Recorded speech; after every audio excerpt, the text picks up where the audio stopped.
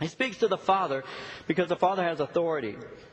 And he says to the father, do not provoke your children. In other words, you're to bring them up. You bring your children up with love. You treat them with kindness. You treat them with gentleness. It's been said cruel parents generally have bad children. And so we raise our children with a tenderness. And a godly parent will correct their child, but they do so with affectionate concern and not wrath and anger. We have to pray and ask the Lord to give us the ability to discipline our children with love. And we're to nourish them. Notice how he says, do not provoke your children, but bring them up. We bring up our children. The words bring up speaks of nourishing our children. And we nourish them through training, and we nourish them through admonition. The word training there is instruction. It speaks of increasing someone's virtue. Virtue speaks of moral excellence. He speaks of admonition. That appeals to their understanding. That means that we exhort them and encourage them.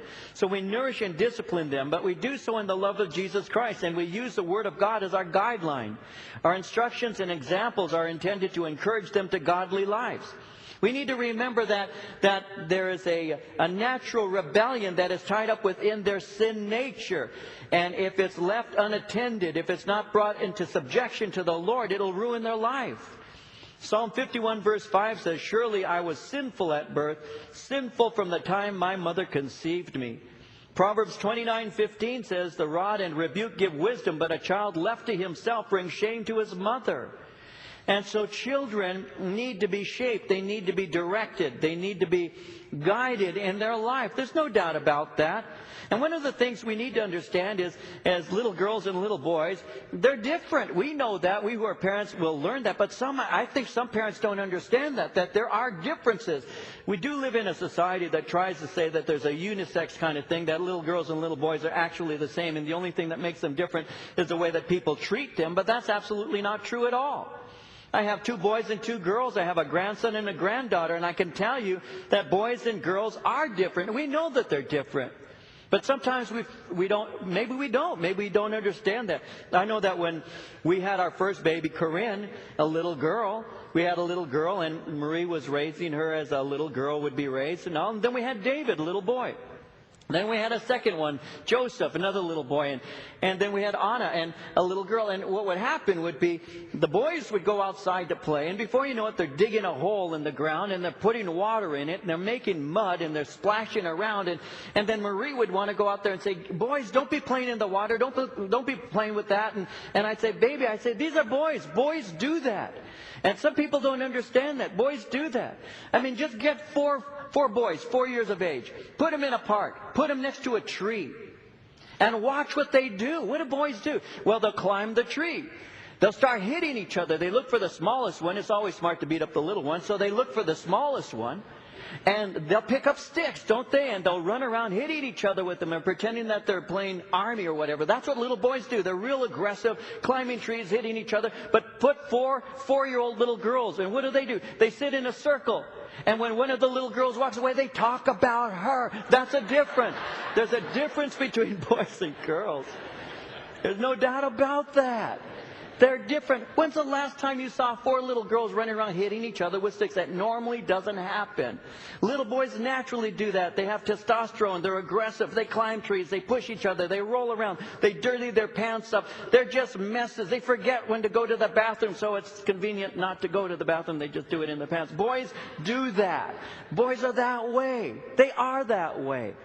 It's not something wrong with them. They're just that way. The other day, my grandson Josiah, who's 4 years old, is with me. We're taking a walk through the church grounds, and one of the young mothers in our church brings her little girl, who's also 4 years old, and Josiah sees Marley, this 4-year-old little girl, and he sees Marley, and she says, Josiah, and she comes running to him, and he takes off running.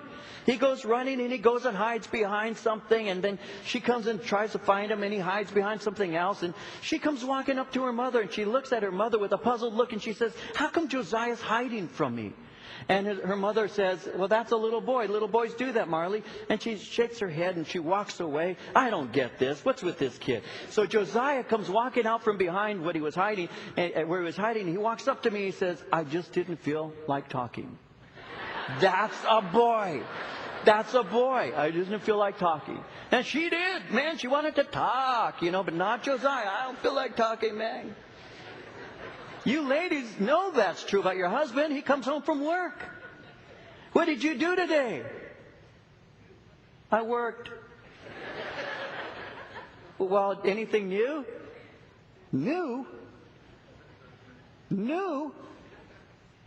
I worked. She thought, oh, he doesn't want to talk. He doesn't want to communicate. He did. He just spilled his guts out to you.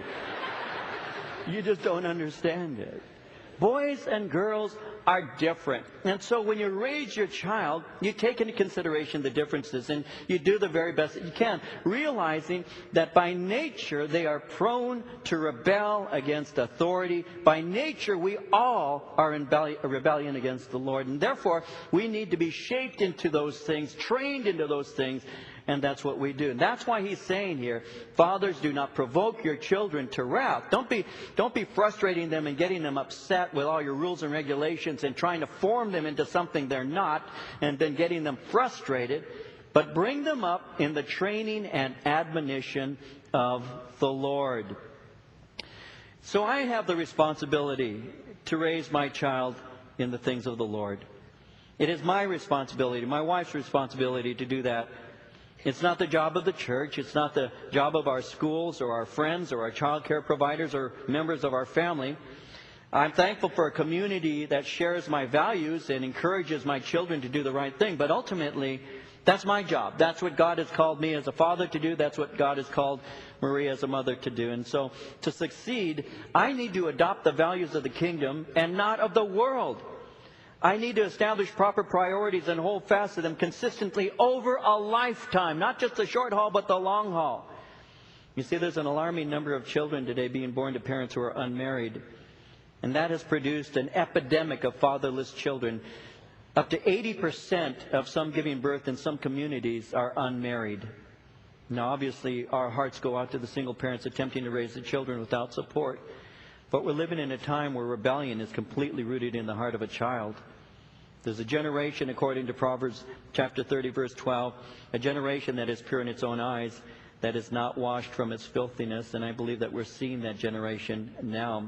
Many of the children who are being raised in homes without two parents, a father and a mother, are ending up neglected physically and emotionally. And some who are bearing them are not raising them.